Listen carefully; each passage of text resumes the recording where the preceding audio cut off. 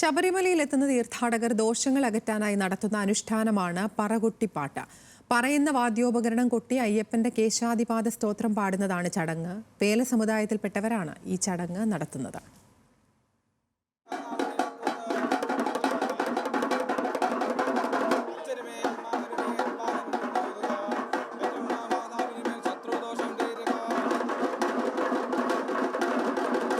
മാളികപ്പുറത്ത് പ്രത്യേകം ക്രമീകരിച്ച സ്ഥലത്താണ് പറകൊട്ടിപ്പാട്ട് നടക്കുന്നത്. കണ്ണേറ്, നാവേറ്, ശനിദോഷങ്ങൾ അകറ്റാൻ പറകൊട്ടിപ്പാട്ട് ഭക്തർ വഴിപാടായി നടത്തുന്നു. അയ്യപ്പന്റെ കേശാദിപാദ സ്തോത്രമാണ് പറ എന്ന വാദ്യോപകരണത്തിനൊപ്പം പാടുന്നത്.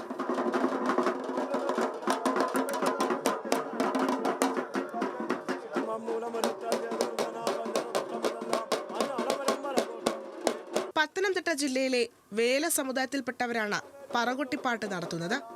അയ്യപ്പനിൽ വന്നു ചേർന്ന ദോഷങ്ങൾ പരമശിവൻ വേലനായി എത്തി പറകൊട്ടിപ്പാടി അകറ്റിയെന്ന ഐതിഹ്യത്തിലാണ് ഇന്നും ഈ ചടങ്ങ് ശബരിമലയിൽ നടക്കുന്നത്.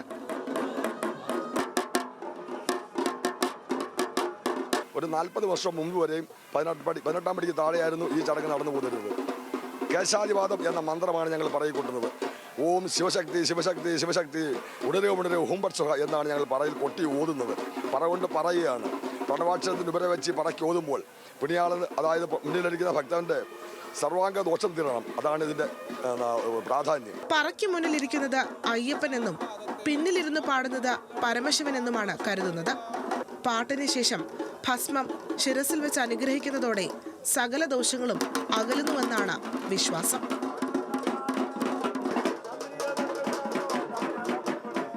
ന്യൂസ് മലയാളം, സന്നിധാനം.